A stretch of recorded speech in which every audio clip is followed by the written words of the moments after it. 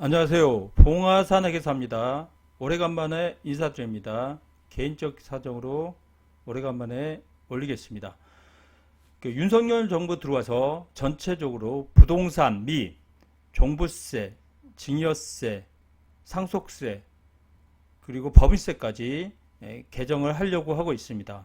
종부세 부분이 가장 많은데 종부세 이외에도 어떤 부분이 개정이 되고 있는지 그 부분을 정리를 해보겠습니다.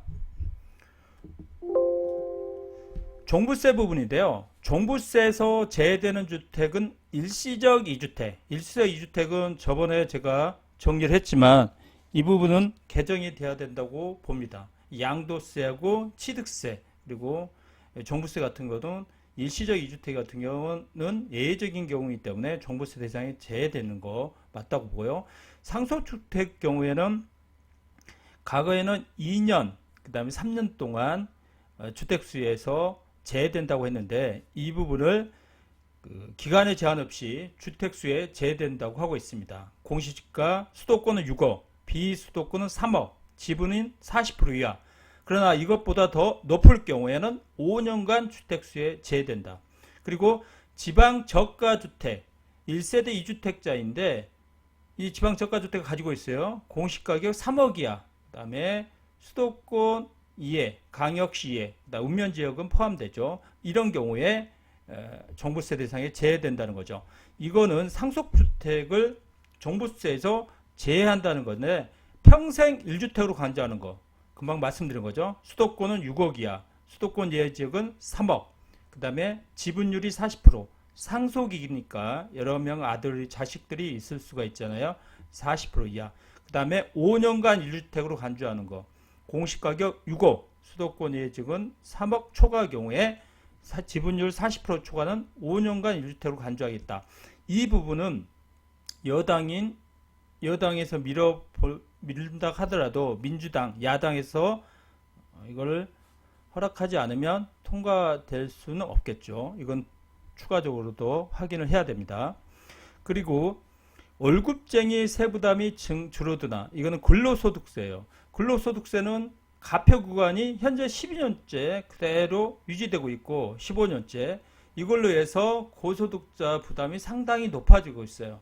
그래서 제 생각은 이게 가세표준 구간을 약간 변동할 걸로 보입니다. 그리고 지금 근로소득세 구조가 세액공제가 되어 있는데 과거처럼 소득공제 구조로 약간 일부가 변경이 되면 좋을 것 같아요. 그리고 민주당에서는 다주택자 종부세율을 반으로 낮추려고 하고 있어요. 다주택자는 기본적으로 6억인데 11억으로 상향하고 그 다음에 공시가 6억에서 12억 세율을 반으로 줄인다는 거죠. 6억을 빼고 3억 이하는 기존대로 조정 대상 지역의 경우에는 1.2%에서 6%, 0.6%로 반으로 그 다음에 3억 초과 6억 이하는 1.6%에서 0.8%로 각각 줄일 계획입니다. 그러면 종부세 부담이 절반으로 줄어들겠죠. 국책연구원에서 상속증여세를 감세하려고 하고 있어요. 집값이 올라서 부동산 자체가 많이 올랐기 때문에 상속증여세 가표 구조가 그대로 있다고 하더라도 세부담이 많이 늘어나겠죠. 그래서 2000년 이후에 상속증여세 세율 체계와 공제제도가 크게 변하지가 않았는데 가세 대상이 늘었고 부동산 가격이 상당히 많이 올랐잖아요. 자산 가격이 올라서 세금 부담이 높아졌기 때문에 이 부분을 공제를 현실화하겠다 하고 있는데 이것도 국회를 통과해야 봐야 알겠습니다. 그리고 윤석열 정부에서 또 법인세 인하 부분을 하고 있어요. 법인세는 200억까지 지금 현재 22% 구간인데 최고 세율을 25%에서 22%.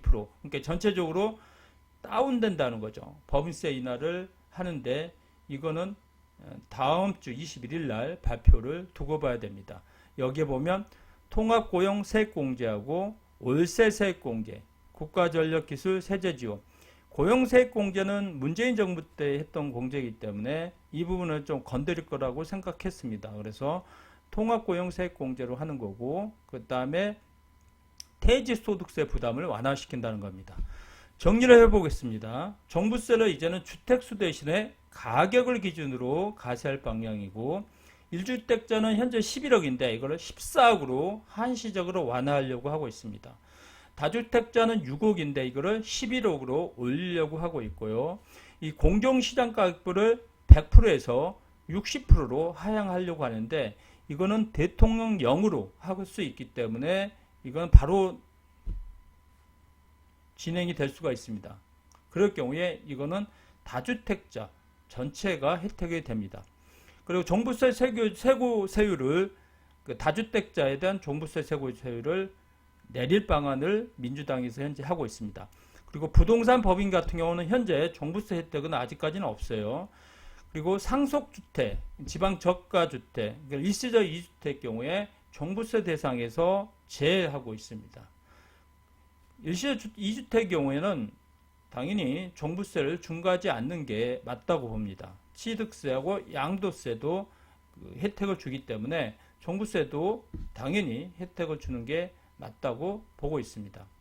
오늘은 뒤에 부분인데요. 상속주택은 종부세 대상에서 영원히 제외한다는 게 현재 법인데요. 수도권 6억, 지방 3억, 이거는 국회를 통과해야 확정이 됩니다. 자, 소득세 구조를 바꿀 생각인데요.